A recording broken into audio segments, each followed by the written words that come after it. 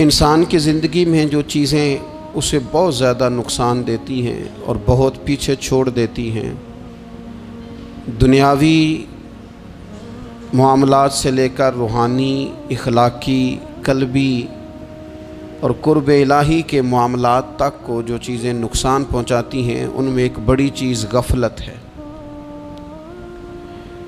ایک لفظ ہوتا ہے جو ہمیں اکثر سننے کو ملتا ہے کہ آپ کی توجہ نہیں ہے۔ یہ ڈھیر سارے لوگوں کا مطالبہ ہوتا ہے، اہل خانہ بھی مطالبہ کرتے ہیں، کئی موقع پر والدین بھی مطالبہ کرتے ہیں، غرباء بھی مطالبہ کرتے ہیں کہ امیروں کی ہماری طرف توجہ نہیں ہے۔ اور یہ بڑی لازمی سی بات ہے کہ کسی چیز پر جب توجہ رہتی ہے تو وہ چیز بہتر ہو جاتی ہے، اور جب عدم توجہی کا لوگ مظاہرہ کرتے ہیں تو وہ معاملہ خراب ہو جاتا ہے۔ یہ جو عدم توجہ ہے اسی کو غفلت کہتے ہیں، اور جب انسان کے مزاج پر غفلت طاری ہوتی ہے اور غفلت اس پر پوری طرح غلبہ کر لیتی ہے تو پھر اس کی زرخیز زمین کو وہ بنجر کرتی ہے۔ غفلت انسانی دل کے لیے بڑی نقصان دہ چیز ہے اور انتہائی تکلیف اور ضرر کا باعث ہے۔ دلوں پر جو قحط نازل ہوتا ہے، قحط، ویران ہو جاتے ہیں دل، اور جو دلوں پر خشکی نازل ہوتی ہے کہ طبیعتیں خشک ہو جاتی ہیں، یہ غفلت کی وجہ سے ہوتی ہے۔ جو لوگ غافل ہو جاتے ہیں نا، اپنے معاملات کا دھیان نہیں رکھتے، دیکھیں نا، آپ کو کھانا کھاتے بھی غافل نہیں ہونا چاہیے۔ اگر کھانا بھی غیر معتدل کھا لیا جائے تو وہ انسان کی طبیعت کے لیے باعث ضرر بن جاتا ہے، نقصان کا باعث بنتا ہے۔ بات کرتے ہوئے بھی غافل نہیں ہونا چاہیے، کئی دفعہ جملے ایسے نکل جاتے ہیں جو انسان کے لیے پھر شرمندگی کا باعث بنتے ہیں۔ انسان کو غافل ہو کر کوئی کام نہیں کرنا چاہیے، غافل ہو کر، مدہوش اور بے ہوش ہو کر نہیں۔ غفلت دل کو ویران کرتی ہے، طبیعت میں خشکی لاتی ہے۔ غافل کبھی نہ بنے۔ قرآن مجید فرقان حمید نے ارشاد فرمایا کہ اقترب للناس حسابہم، فرمایا لوگوں کے حساب کا وقت قریب آ گیا، وہم فی غفلت معرضون، اور وہ ابھی بھی غفلت میں منہ پھیرے ہوئے ہیں۔ ٹائم آ گیا حساب دینے کا، لیکن وہ ابھی بھی غافل ہیں۔ ہمارے جو زیادہ تر نقصان زندگی میں ہوئے ہیں وہ صرف ہماری غفلت کی وجہ سے ہوئے۔ ہم نے چیزوں پر توجہ نہیں دی، چیزیں گڑبڑ ہو گئیں۔ جس آدمی نے پھول لگائے ہوں، پھل لگائے ہوں، کھیتی لگائی ہو، وہ دانہ ڈال کے پانی دے کے فارغ نہیں ہو سکتا، اسے توجہ کرنی پڑتی ہے۔ اور کسی نے کہا تھا مالی جیندے ہون تو پھر بوٹے سوکدے نہیں۔ اگر موجود ہونا ان کو سینچنے والا، رکھوالی کرنے والا، تو پھر ان کی جڑیں کبھی خشک نہیں ہوا کرتی۔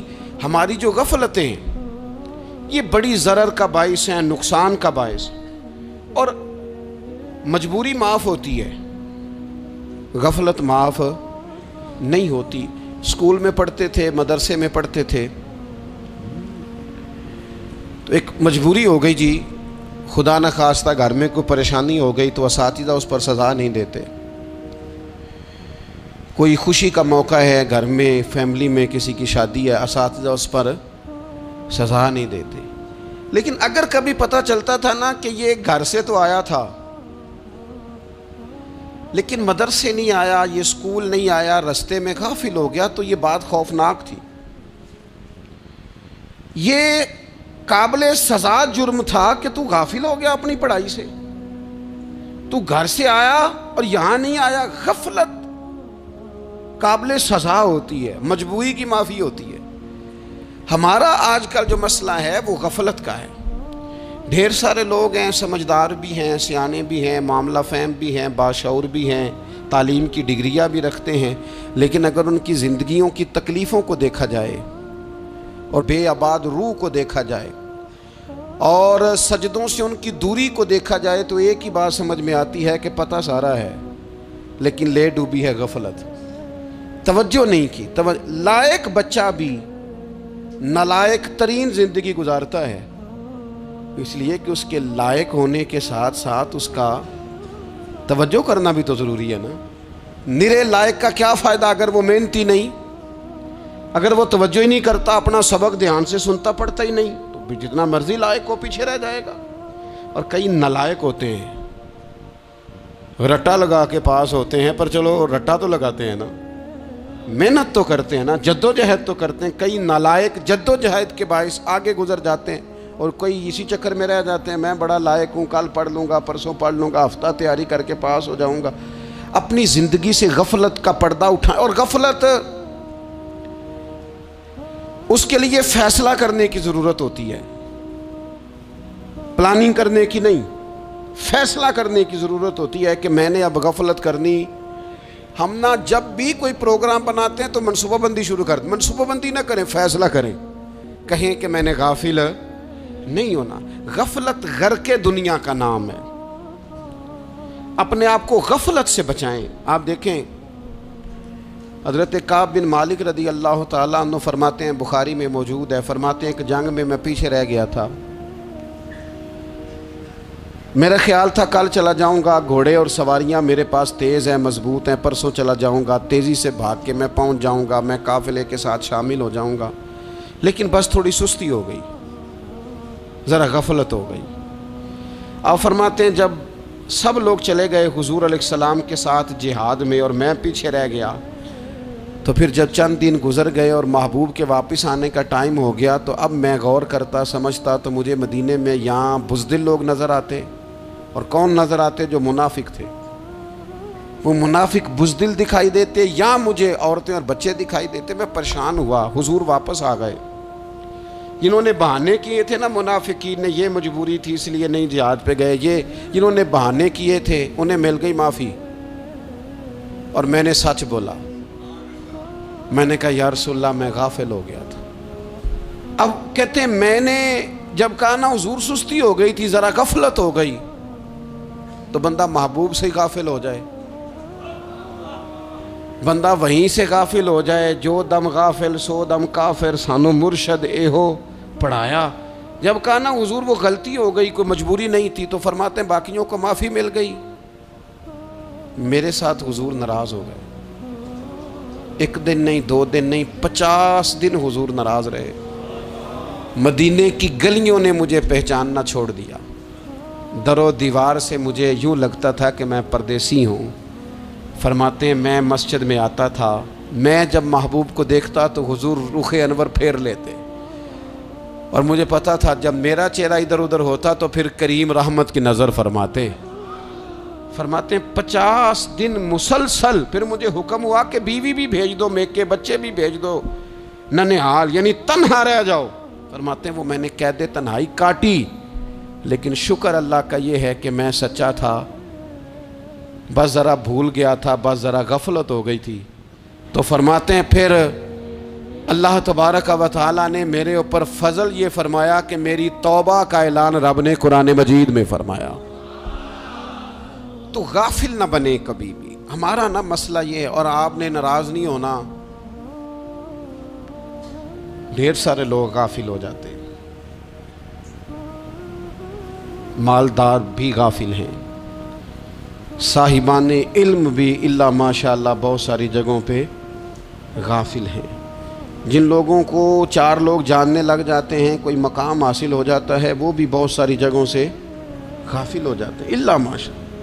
गफलत बड़ी तकलीफ़ वाला मंजर है। जो लोग समझते हैं ना मैं अब गुड बुक में आ गया हूँ, अब मैं अच्छा हो गया हूँ, अब मेरे लिए खैर कहा जाता है, मुझे अच्छाई शायद ये मुस्तकिल मेरे साथ रहेगी, तारीफ़ ही होगी हमेशा, वो भी गाफिल हो जाते हैं। और ये गफलत ठीक नहीं होती।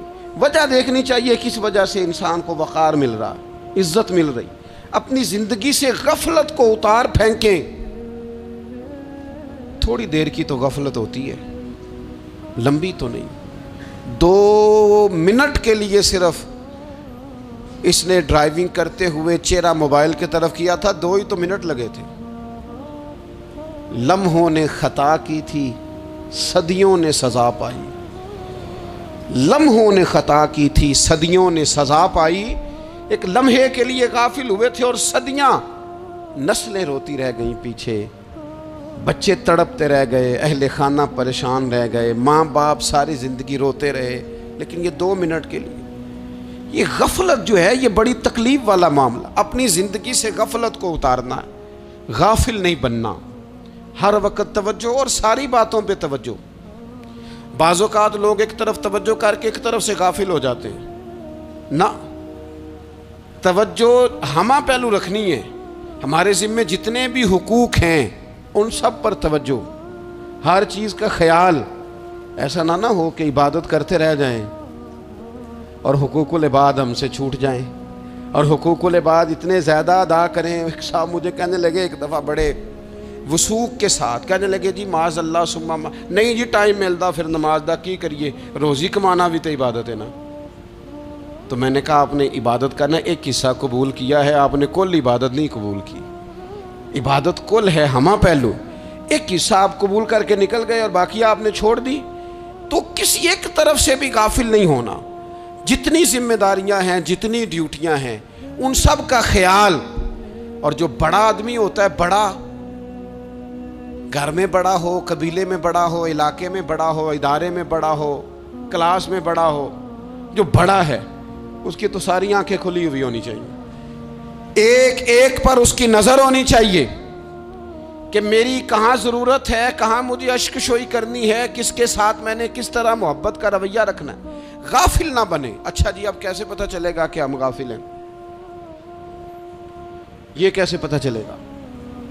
آپ کسی بندے سے بھی پوچھ لیں حالات کیا ہیں تو کہتا ہے اللہ کا شکر ہے کبھی کسی کا دل نہیں دکھایا، اللہ کا شکر ہے جی زمانہ ہو گیا 5 نمازیں پڑھتا ہوں، اللہ کا شکر ہے جی۔ کیسے پتہ چلے گا غافل ہے؟ پہلی علامت ہمارے علماء اور صوفیاء نے غافل بندے کی لکھی ہے۔ اس آئینے میں نے اور آپ نے اپنا آپ دیکھنا ہے۔ غافل بندے کی پہلی علامت یہ ہوتی ہے کہ وہ دنیاوی کاموں میں چست ہوتا ہے اور اللہ اور اس کے رسول کی فرما برداری میں سست ہوتا ہے۔ یعنی نماز کے وقت تو اسے نیند ستاتی ہے، پریشانی ہوتی ہے، لیکن اگر کسی جگہ مال مل رہا ہو، پیسے مل رہے ہوں، وہاں جانا ہو تو پھر اسے کوئی چیز بھی تنگ نہیں کر۔ دنیاوی کاموں میں چست ہوگا، یعنی ٹی وی کے آگے، موبائل کے آگے وہ گھنٹوں بیٹھا ہوا ہے، اور اگر اسے 25 منٹ قرآن پاک سننا پڑ جائے، اگر اسے 20 منٹ دینی محفل میں بیٹھنا پڑ جائے، اگر اسے کہا جائے کہ تو 20 رکعت نماز نفل ادا کر، دنیاوی کاموں میں چست ہے، دینی کاموں میں، یہ غفلت کی پہلی علامت۔ پھر ذاتی معاملات پہ پیسہ خرچ کرنا ہو تو ڈھیر سارا ہے، کسی غریب کی مدد کرنی ہو تو۔ وہ ہمارے ایک دوست ہیں، وہ اکثر کہا کرتے ہیں، وہ کہتے ہیں آج کل کسی سے کہنا فلائی کام میں، دینی کام میں، کسی کی مدد میں کچھ 4 پیسے خرچ کرنے ہیں تو لوگ کہتے ہیں ہاتھ تنگ ہے۔ ہاں کوئی سستا پلاٹ ملتا ہو نا، اور اگر یہ سمجھ آ جائے کہ وہ مجبور ہے بیچارہ بیچنے والا، تو پھر کہتے ہیں میں 2-3 دوستوں کو پھاڑ لے سن۔ ذاتی کاموں میں جب بندہ چست ہو اور دینی کاموں میں سست ہو تو مطلب یہ ہے کہ بندہ غافل ہے۔ پہلی علامت غفلت کی۔ اور غفلت کی دوسری نشانی یہ ہے کہ انسان گناہ کے کاموں کو معمولی سمجھنے لگ جاتا ہے، یہ غافل بندے کی نشانی ہے۔ گناہ کو معمولی سمجھتا ہے، چھوٹا سمجھتا ہے۔ آج کل لوگ کہتے نہیں میں کو اکیلا کر رہا ہوں، ساری دنیا ہی کرتی ہے۔ اور جناب کیا ہو گیا اگر یہ غلطی ہو گئی تو بندے سے ہو ہی جاتا ہے۔ گناہ کو معمولی سمجھنا، چھوٹا سمجھنا، اور کہنا پھر کیا ہو گیا ہے، انسان سے غلطی ہو جاتی ہے۔ آپ دیکھ لیں کہ سینکڑوں بیسیوں گناہوں کا بوجھ ہمارے سروں پہ ہوتا ہے، لیکن کوئی ہمارا دبدبہ ہے، کوئی ہماری گفتگو ہے، کوئی ہمارے جملوں میں خود پسندی ہے، کوئی ریاکاری ہے، کوئی تصنع ہے۔ یہ غافل بندے کی علامت ہے۔ نبی اکرم صلی اللہ تعالی علیہ وآلہ وسلم نے فرمایا مومن اپنے گناہوں کو پہاڑ کی طرح سمجھتا ہے، یہ بخاری میں حدیث ہے۔ مومن پہاڑ کی طرح جانتا ہے اور وہ ڈرتا ہے کہ کہیں وہ پہاڑ اس کے اوپر گر نہ جائے، یعنی کہیں مجھے میرے گناہ کی سزا نہ مل جائے۔ چھوٹے گناہ کو بھی پہاڑ جانتا ہے، یار مجھ سے غلطی ہو گئی، مجھے ٹھیک کر لینی چاہیے، مجھے معافی لے لینی چاہیے، مجھے توبہ کر لینی چاہیے۔ مومن اپنے اوپر گناہ کو پہاڑ کی جانب سمجھتا ہے۔ اور حضور علیہ الصلوۃ والسلام فرماتے ہیں کہ یہ جو فاسق اور فاجر ہوتا ہے نا، اللہ کا نافرمان، یہ گناہ کو مکھی کی طرح سمجھتا ہے. یہ سمجھتا ہے میں نے اشارہ کرنا ہے مکھی نے اڑ جانا ہے. مومن کی علامت یہ ہے کہ وہ پہاڑ جانتا ہے اگر غلطی ہو جائے تو پہاڑ. امام اعظم ابو حنیفہ رحمۃ اللہ علیہ گزر رہے تھے تو بارش ہو گئی تھی اور کوفہ میں کیچڑ تھا، تو آپ نے جو جوتے پہنے ہوئے تھے ان جوتوں سے چلتے ہوئے نا آپ کے پاؤں سے کچھ مٹی اڑی، تو سامنے ایک یہودی تھا. اب اس زمانے میں دیواریں کچی ہوتی تھی، اس کے دیوار پر جا کے وہ مٹی جو تھی وہ لگ گئی. اب امام صاحب بڑے پریشان ہوئے کہ میں نے اس کی دیوار کو آلودہ کر دیا. یہاں تو لوگ اپنی اینٹیں رکھتے رکھتے کئیوں کی دیواریں توڑ ہی دیتے ہیں، اور پھر وہ اس پر ماننے کو بھی تیار نہیں ہوتے، تسلیم کرنے کو بھی تیار نہیں ہوتے. وہ کہتے ہیں پھر کیا ہو گیا، اب ہمارا یہاں گھر ہے تو ہم نے ٹرالی منگوانی نہیں تھی، ہمارا حق بنتا تھا.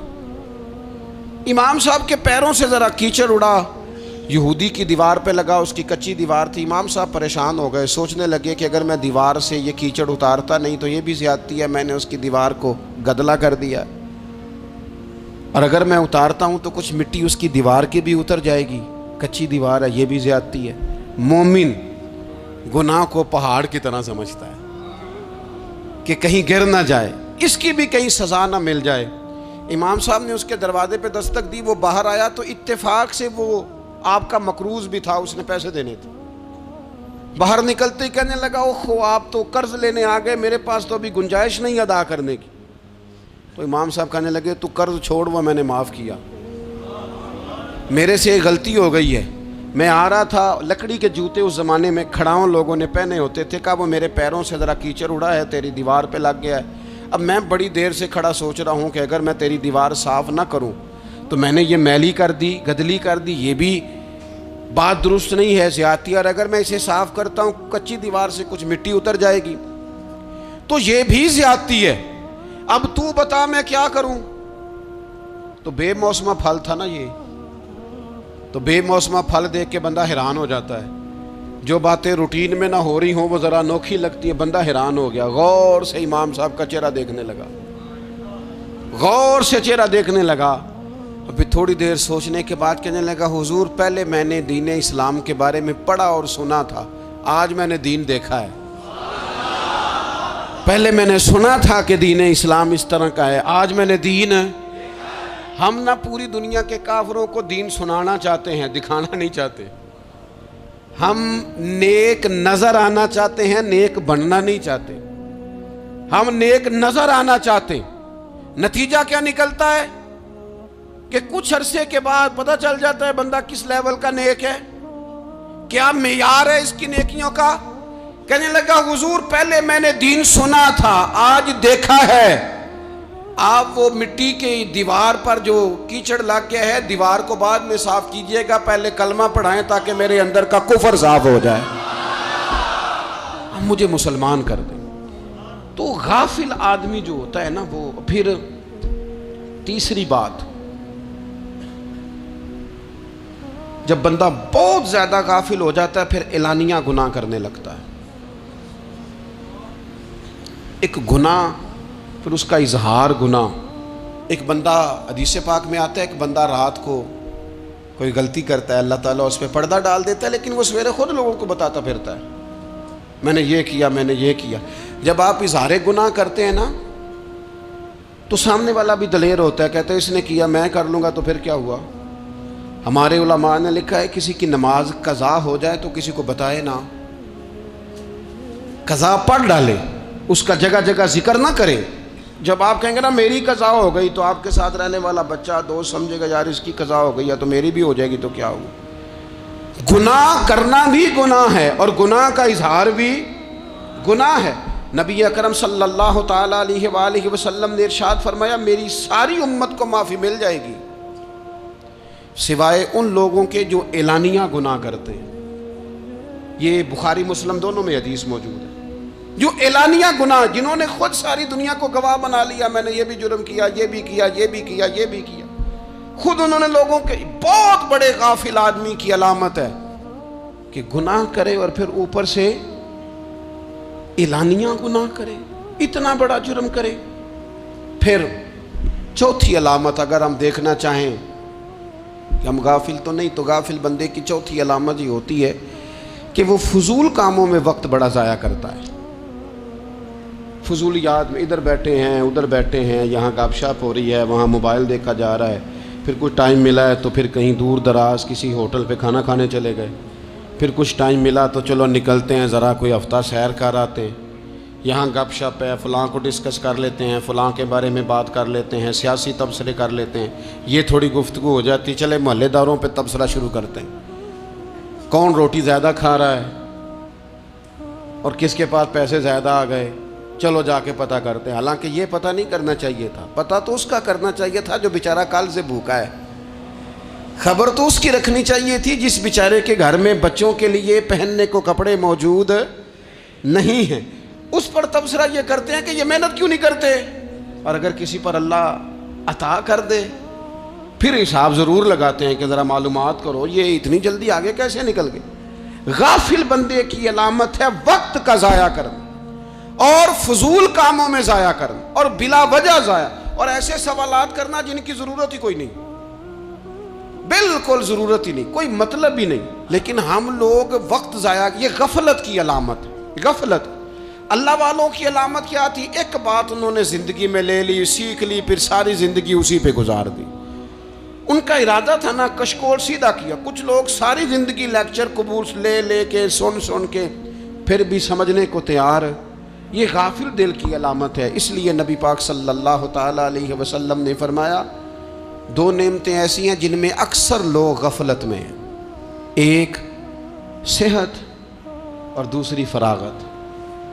لوگ بلا وجہ وقت ضائع کرتے ہیں. اللہ نے صحت دی ہے, کسی خیر کے کام میں لگائیں. اگر آپ کے پاس فارغ وقت ہے تو قرآن پاک کو یاد کریں, ترجمہ اور تفسیر سے پڑھیں, محبوب پاک علیہ السلام کی احادیث کو یاد کریں, اللہ والوں کی باتیں سنیں. وقت ملے تو عبادات میں لگائیں, نوافل میں لگائیں, تلاوت میں لگائیں, ذکر اذکار میں لگائیں, اور پھر اللہ مزید توفیق عطا کرے تو کسی کے بھلے میں وقت لگائیں. گلی سے کوئی کانٹا اٹھائیں, کوئی روڑا اٹھائیں, کوئی کسی کی مدد کریں. لیکن یہ غافل ہونے کی علامت ہے کہ اپنے وقت کو ضائع کرنا. اور پھر اسی طرح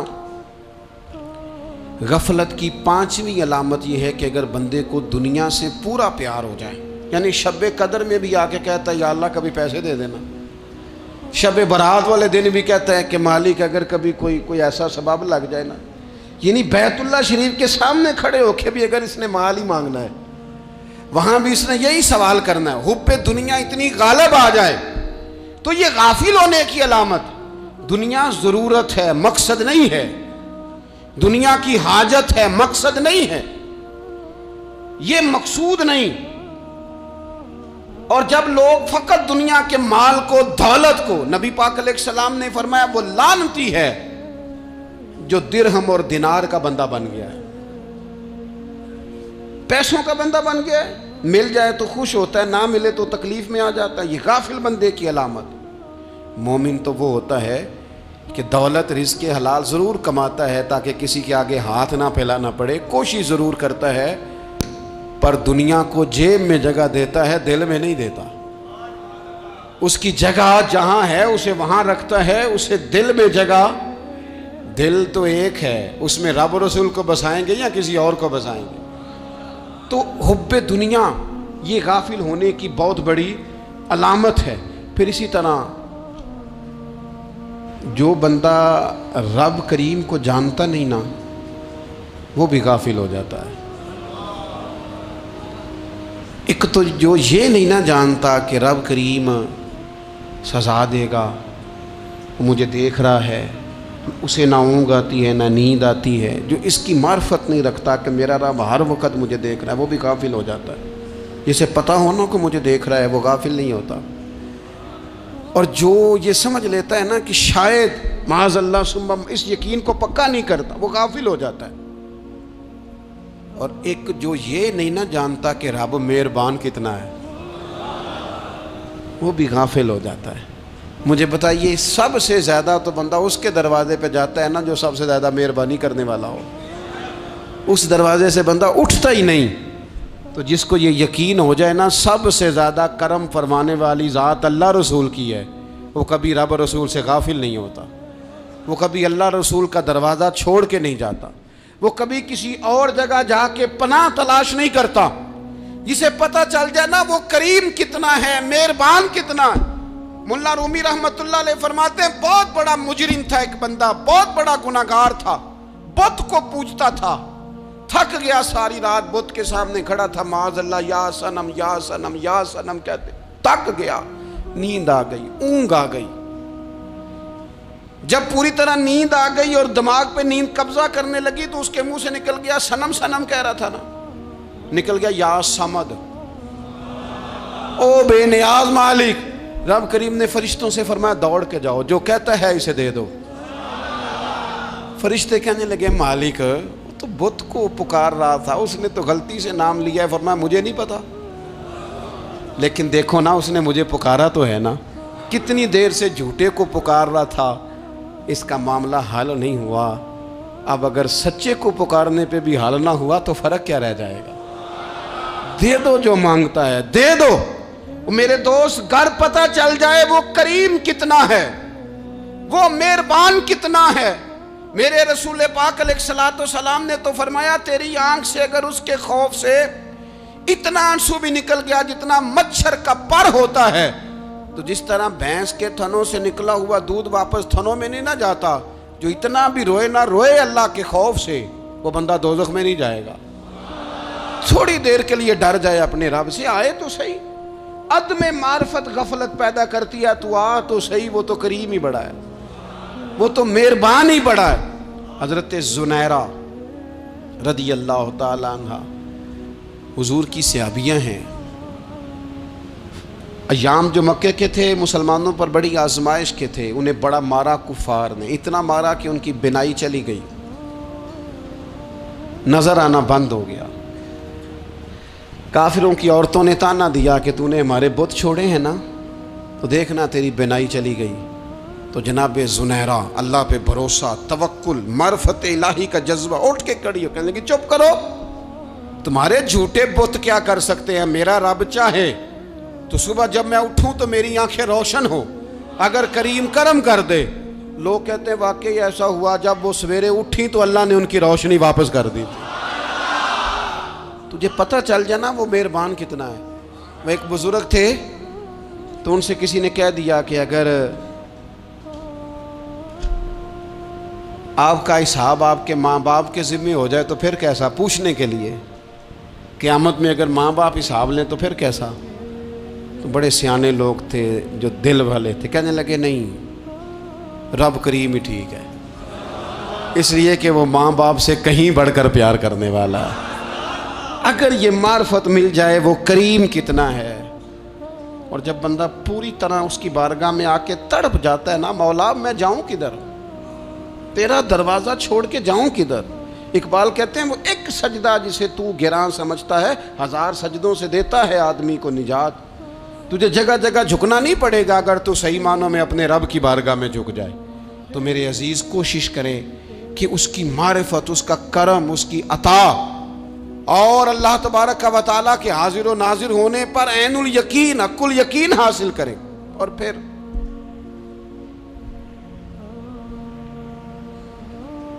8ویں بات یہ ہے کہ غافل لوگوں کی صحبت بھی بندے کو غافل کر دیتی ہے۔ غافلوں کی صحبت میں نہ بیٹھیں، ان کی صحبت میں بیٹھیں جن کے پاس بیٹھنے سے دل میں رب رسول کی محبت پیدا ہوتی ہے۔ غافلوں سے بچیں۔ چنگیاں دے لڑ لگی ساں تے چولی چ پھل پئے، تے جدوں میں پیڑیاں دے سنگ رل گئی تے میرے اگلے بھی ڈول گئے۔ برے آدمی کی صحبت بندے کو غافل کر دیتی۔ غافلوں کی صحبت میں کبھی نہ بیٹھیں، کبھی نہیں۔ غافل آدمی آپ کو غافل کر دے گا۔ میرے نبی پاک علیہ الصلوۃ والسلام نے فرمایا انسان اپنے دوست کے مذہب پر ہوتا ہے۔ یہ بہت بڑے لفظ ہیں۔ فرمایا المرء علی دین خلیلہ، انسان اپنے دوست کے مذہب پر ہوتا ہے۔ تو دیکھ تو نے دوست کس کو بنایا ہے، جو تیرے دوست کا مذہب ہوگا وہی تیرا ہو جائے گا۔ ہم نے دوست بنایا نا غوث پاک جیلانی کو، ہم نے یاری لگائی ہے نا داتا علی اجمیری سے، ہماری نسبت ہے نا معینالدین اجمیری سے، ہمارا تعلق ہے نا بہاؤالدین زکریہ ملتانی سے، ہمارا رشتہ ہے نا حضرت مجدد الفسانی سے، ہم ماننے والے ہیں نا اعلیٰ حضرت بریلوی کے، ہمارا تعلق ہے کبھی جماعت علی سے کبھی مہر علی سے، ہمارا ان سے تعلق ہے تو صبح شام ہماری زبان پہ رہتا ہے بالغ العلا بکمالہ کشف الدجی بجمالہ حسنت جمیع خصالہ صلو علیہ وآلہ۔ ان سے تعلق جڑا ہے نا تو کئی دفعہ تنہائیاں تڑپا دیتی ہیں اور تڑپ کے کہتے ہیں آج سکھ متران دی ودھیری ہے، آج سکھ متران دی، سکھ کہتے ہیں اڈیق کو، متر کہتے ہیں محبوب کو، اج سکھ متران دی ودھیری ہے، اے کیوں دلڑی اداس گھنیری ہے، لوں لوں وچ شوق چنگیری ہے، اج نینا لائیاں کیوں جھڑیاں، سبحان اللہ سبحان اللہ سبحان اللہ۔ پہلے کہتے ہیں سکھ متران دی ودھیری ہے یعنی اداس ہوں، پھر حضور کے جلووں پہ نظر کرتے ہیں، کہتے ہیں سبحان اللہ سبحان اللہ، ماں اجمل کا ماں احسن کا ماں اکمل کا، اور پھر فوراً کہنے لگے او کتھے مہر علی، او کتھے مہر علی، کتھے مہر علی تے کتھے تیری سنا، اب دیکھو مشتاق اکھیں کتھے جاڑیاں، بلغ العلا بے کمال کشف الدجی بے، اور میرے اعلیٰ حضرت کہنے لگے سرور کہوں کہ مالک و مولا کہوں، باغ خلیل کا گلے زیبا کہوں تجھے، تیرے تو وصف عیب تناہی سے ہیں بری، حیران ہوں میرے شاہ میں کیا کیا کہوں تجھے۔ غافل آدمی کی علامت ہے برے لوگوں کی صحبت میں، خبردار ان کے پاس نہ بیٹھنا جن کے پاس بیٹھنے سے تمہارے دلوں میں اولیاء اللہ اللہ کے بندوں کی عداوت پیدا ہو، خبردار خبردار ان کے پاس نہ بیٹھنا جن کے پاس بیٹھنے سے تمہارے دلوں میں حضور کی اولاد پاک کے بارے میں شک پیدا ہو، خبردار اس شخص کے پاس نہ بیٹھنا جو امام حسین ابن علی کے بارے میں کوئی کمزور بات کرتا ہو، بچنا، خبردار اس سے بچنا جو حضور کے صحابہ کے بارے میں بات کرے، بچنا بچنا اس سے، جو سیدنا ابو بکر صدیق کے بارے میں کوئی، دیکھو کیا مقدر ہیں صدیق و فاروق کے، جن کے گھر ہی رحمتوں کے خزینے میں، بھلا کیا کہا نبی پاک، حضور نے فرمایا میرے اوپر جس نے نیکی کی تھی بدلہ دے دیا ہے، یہ جو میرے ابو بکر صدیق ہے نا، ان کو میں اللہ کی بارگاہ میں لے جاؤں گا، کہوں گا مالک تو ہی بدلہ عطا فرما۔ ایک ہاتھ میں جناب صدیق کا ہاتھ پکڑا، ایک میں حضرت عمر کا ہاتھ پکڑا، اور حضور مسجد نبوی سے باہر آ رہے ہیں، دیکھنے والے کی زبان سے بے ساختہ سبحان اللہ نکل گیا، کیا شان ہے کیا مقدر ہے۔ تو حضور علیہ السلام رک گئے اور روک کے فرمایا تو حیران ہو رہا ہے نا، تو حیران ہو رہا ہے نا کہ میں نے ایک ہاتھ میں ابو بکر کو پکڑا ہے، ایک میں عمر کو پکڑا ہے، فرمایا قیامت میں جب میری قبر کھلے گی تو میں اسی طرح قبر سے نکلوں گا، اس طرح میدان محشر میں میں آؤں گا۔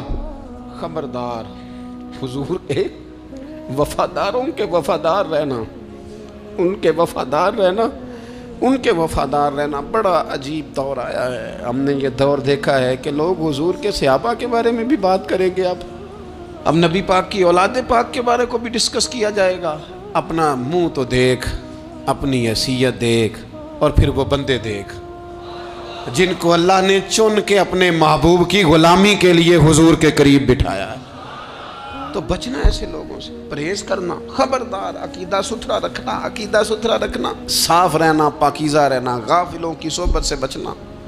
بڑا ڈرتے ہیں اللہ سے، دعائیں مانگتے ہیں یا اللہ نسلوں میں بھی وہی بندے پیدا فرما جو عقیدے پکے رکھنے والے ہیں، وہ بندے پیدا فرما ہماری نسلوں میں۔ ایک وہ بندہ بھی غافل ہو جاتا ہے جو امیدیں لمبی لگا لیتا ہے، جن کے منصوبوں میں دولت بھی ہوتی ہے، گھر بھی ہوتا ہے، اولاد کا بڑا ہونا بھی ہوتا ہے، پوتے پوتیاں نواسے نواسیاں دیکھنا بھی ہوتا ہے، یہاں بھی گھر وہاں بھی گھر، یہ سیر، یہ سارا کچھ ہوتا ہے، لیکن رب کی بارگاہ میں پیش ہونا جن کے پیش نظر نہیں ہوتا۔ لمبی امیدیں۔ حضرت مولا علی شیر خدا فرمایا کرتے تھے، میں تم پر دو باتوں کا خوف کھاتا ہوں، جو ڈر آتا ہے، ایک یہ کہ تم خواہش کی پیروی کرو گے، جو نفس کی خواہش ہوگی اس کے پیچھے لگ جاؤ گے، اور ایک کہ تم لمبی لمبی امیدیں باندھو گے، اتنے سال جینا ہے، اتنے 100 سال جینا ہے، یہ کرنا ہے وہ کرنا ہے۔ منصوبہ بندی کریں مستقبل کے لیے، وہ بری نہیں، لیکن تیاری رکھیں، تیاری رکھیں، اس بات کا بھی خیال رکھیں کہ اللہ کی بارگاہ میں حاضر ہونا۔ یہ غفلت کی چیزیں ہیں جو بندے کو غافل کر دیتی ہیں۔ جو لوگ اللہ کا ذکر نہیں کرتے وہ بھی غافل ہو جاتے ہیں، اور جو فضول باتیں زیادہ کرتے ہیں نا، ہنستے زیادہ ہیں۔ فَلْيَضْحَكُوا قَلِيلًا وَلْيَبْكُوا كَثِيرًا۔ قرآن کہتا ہے زیادہ رویا کرو، کم ہنسا کرو۔ نبی پاک علیہ الصلوۃ والسلام سے پوچھا تھا حضرت عقبہ بن عامر نے کہ یا رسول اللہ نجات کس چیز میں ہے؟ تو نبی پاک علیہ الصلوۃ والسلام نے فرمایا ایک تو اپنی زبان قابو میں رکھو، دوسرا فرمایا اپنے گھر میں ٹھہرے رہو، تمہارا گھر تمہارے لیے کافی ہو، فضول نہ نکلو گھر سے، اور تیسرا فرمایا اپنی خطاؤں پہ رویا کرو۔ کثرت کلام اور فضول کلام اور بلا وجہ یہ بندے کو غافل کرتا ہے، دل کو سخت کرتا ہے۔ یہ چند چیزیں ہیں جو انسان کو غفلت میں ڈالتی ہیں۔ اپنے آپ کو ان چیزوں سے بچائیں اور غفلت کو توڑیں۔ آپ کے ذمے، میرے ذمے جو حقوق العباد ہیں ان کا پتہ کریں، جو اللہ رسول کے حقوق ہیں ان کی خبر دیکھیں، ہماری جو ذمہ داریاں ہیں ہم کس طرح انجام دے رہے ہیں اس پر توجہ کریں، اپنے معاملات کو ٹھیک کریں۔ ہم انسان ہیں، کوتاہیاں تو رہ جائیں گی، لیکن جب کوشش کریں گے تو پھر رب تعالیٰ مدد بھی فرمائے گا۔ ایک بات اور کرنی ہے، ایک تو میں نے عرض کیا غفلت کو توڑنا، ایک دوسری بات قرآن مجید کا ایک سبق اور، جب غفلت توڑنی ہے تو پھر لازمی طور پر ایک کام کرنا پڑے گا۔ میں نے یہ عرض کیا تھا کہ پلاننگ نہیں کرنی، فیصلہ کرنا ہے۔ تو فیصلہ کرنا ہے تو کرنا کیا ہے؟ پھر قرآن حکیم نے سورہ بقرہ میں کہا فاستبقوا الخیرات،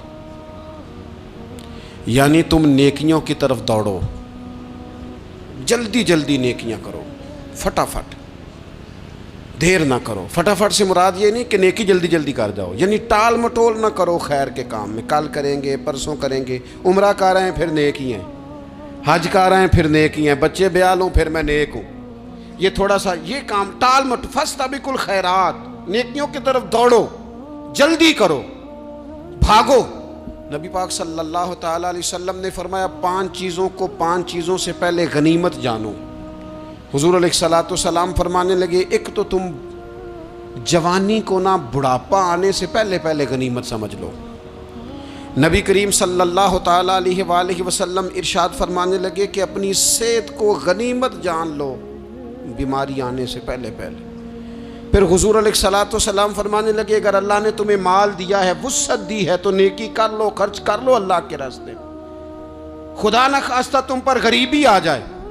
اور پھر حضور سید عالم صلی اللہ تعالیٰ علیہ وسلم فرمانے لگے اگر تمہیں اللہ نے کچھ فراغت دی ہے، بہت زیادہ مصروف نہیں ہو، تو غنیمت جان لو، جلدی سے نیکی کر لو قبل اس کے کہ تم مشغول ہو جاؤ۔ اور 5ویں بات حضور نے بیان کی، فرمایا زندگی کو غنیمت جانو، موت آنے سے پہلے پہلے جلدی سے نیکی کر لو۔ نیکی کے لیے ساری زندگی منصوبہ بندی نہ کرتے رہو، نیکی کے لیے دیکھو نا، ہماری زندگی میں یہاں دنیا میں رہ کے چند منٹوں میں وہ نیکی کی جا سکتی ہے جو قیامت کے بعد صدیوں کا ہمارا فائدہ کرے گی، صدیوں کا فائدہ کرتے نہیں۔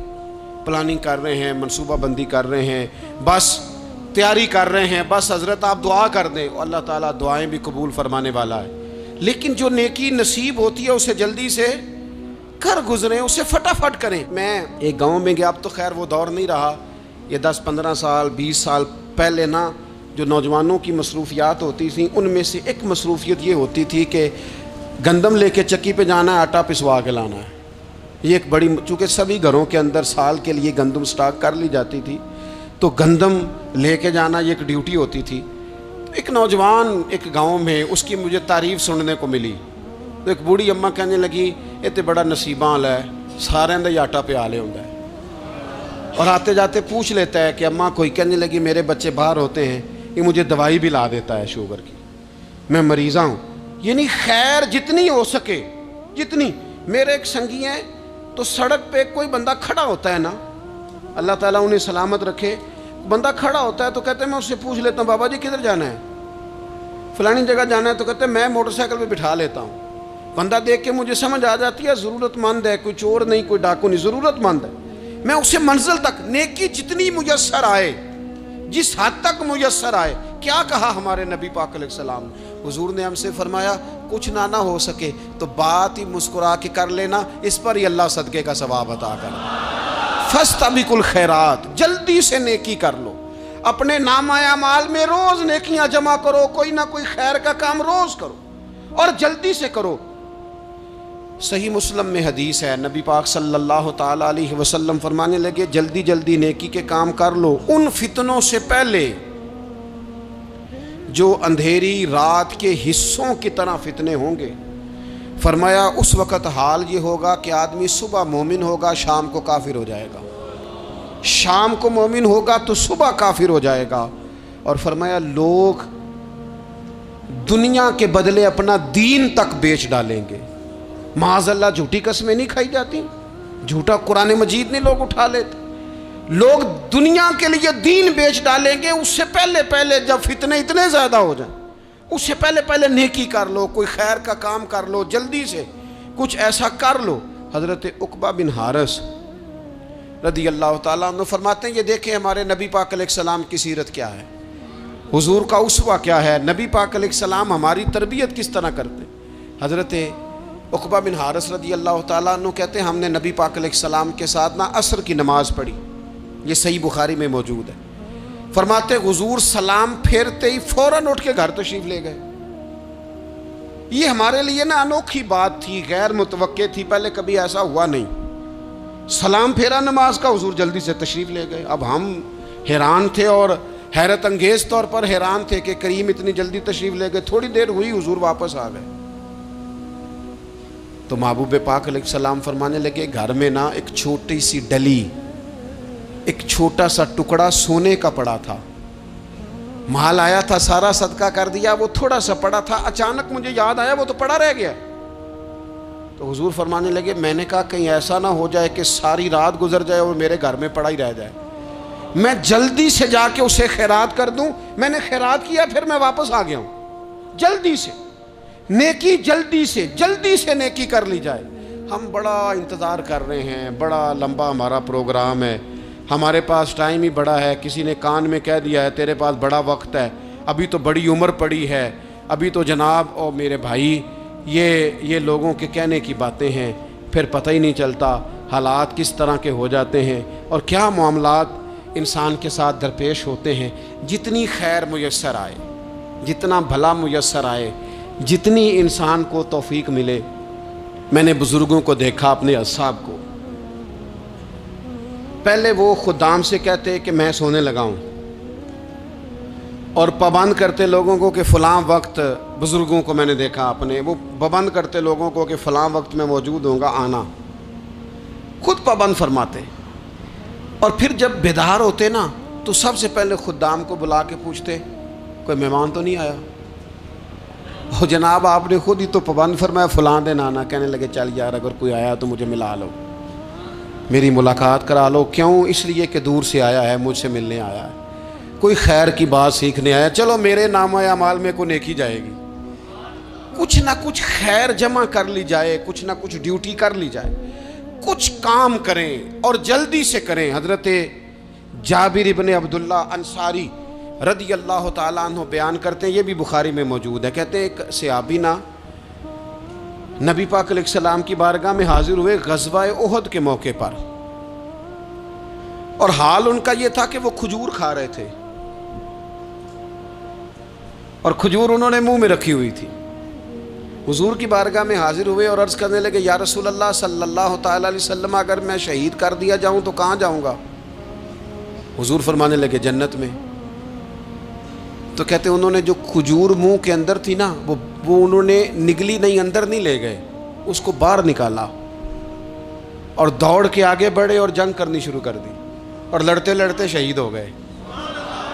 کیا سبق دیا انہوں نے؟ سبق یہ دیا کہ نیکی کرنے میں اتنی دیر بھی نہیں کرنی جتنی کھجور کھانے میں دیر لگتی ہے۔ جلدی سے نیکی کرنی ہے، فٹافٹ نیکی کرنی، اس کے اندر ٹال مٹول نہیں کرنا۔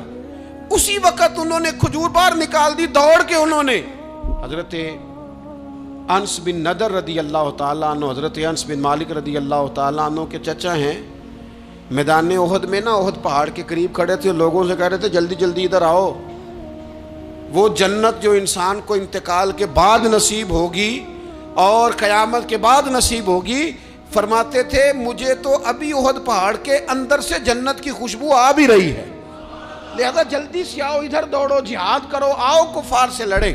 تو نیکی میں دیر نہیں کرنی، جو نیکی میسر آتی ہے، جس کو میسر، ماں باپ میسر ہیں تو خدمت کر لیں، اہل خانہ ہیں تو حسن سلوک کر لیں، اللہ نے اولاد دی ہے تو اچھی تربیت کر لیں، دوست ہیں تو خیر خواہی کر لیں، اگر آپ کو اللہ رمضان عطا کرتا ہے تو زیادہ سے زیادہ اس کی عبادت کر لیں، اگر نظر ٹھیک ہے تو تلاوت زیادہ سے زیادہ کر لیں، زبان چلتی ہے تو رج رج کے مدینے والے محبوب پہ درود و سلام پڑھ لیں، اللہ تعالیٰ کا ذکر کر لیں، جلدی سے خیر جمع کریں، اپنے وقت کو ضائع نہ کریں۔ یہ آج کا سبق ہے کہ ایک تو ہم نے فیصلہ کرنا ہے کہ بس غفلت نہیں، اب غفلت، اب انشاءاللہ اللہ اللہ کرنی ہے، اب کوئی خیر کا کام کرنا ہے۔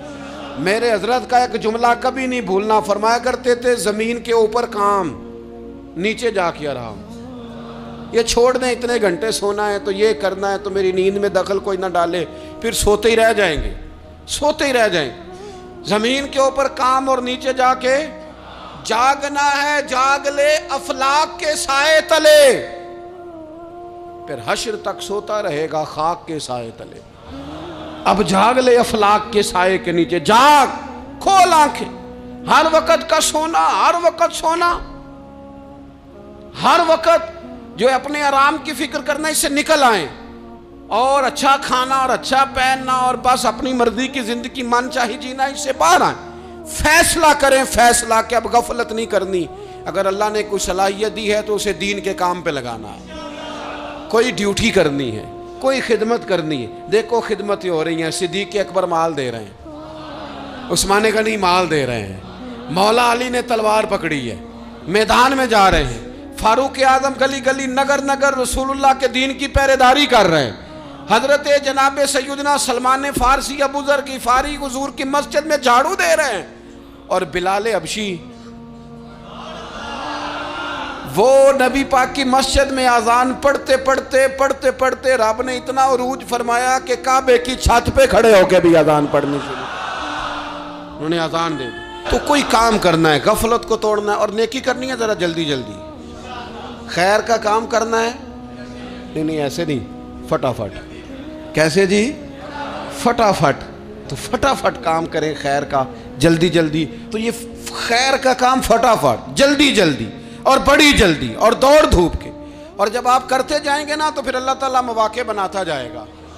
آپ سے میری اپیل ہے، بالخصوص میرے ساتھ جو وابستہ سنگیاں، جو پیار کرنے والے ہیں، دو باتیں آج آپ نے لے کے جانی ہیں گھر، یہی لنگر ہے، یہی آپ کے لیے دعا ہے، یہی ہمارے بزرگوں کا فیض ہے، یہی نصیحت ہے کہ آپ نے دو باتیں لے کے جانی ہیں۔